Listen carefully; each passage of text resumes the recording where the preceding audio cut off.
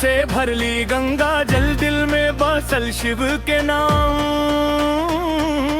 कांवर उठवा ले बानी, हम सब चल सो हो जाई रे काम।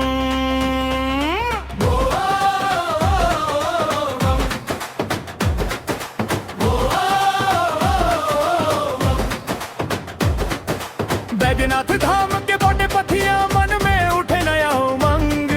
सावन के रस्ता पवित्र लागे, बोलत बानी बम बम संग। पाँव में छाला फिर भी न रुकब, भोले के दर पर जान देव। संग संग चल सुभैया बिहनिया, शिव शंकर के मान दे। बोल बम हर हर महादेव, देव घर धाम चली हो। भोले बाबा के दर्शन पाई, खुश हो जाई दिलवा हो। बोल बम हर हर महादेव, जयकार गूंजे हो। भोले के कृपा से जीवन में सब अरमान पूरे हो।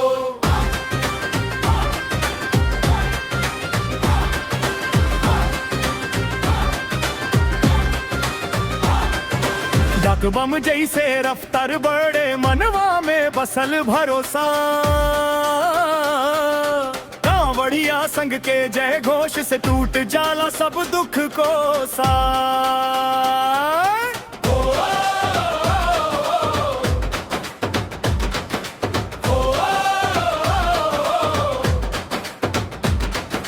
भांग धतूरा के पनिया चढ़ाई, बाबा के चरण सने है।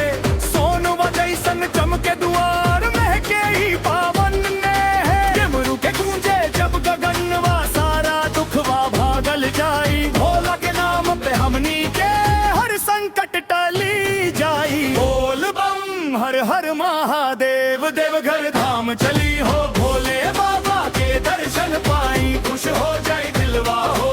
बोल बम हर हर महादेव, जय कर गूंजे हो। भोले के कृपा से जीवन में सब अरमान पूरे हो।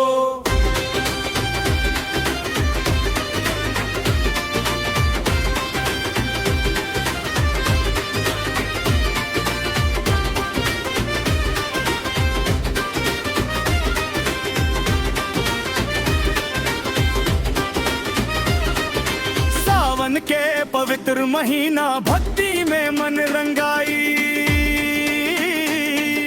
जय बोल शिव शंकर, दुखिया के दिन सुधराई।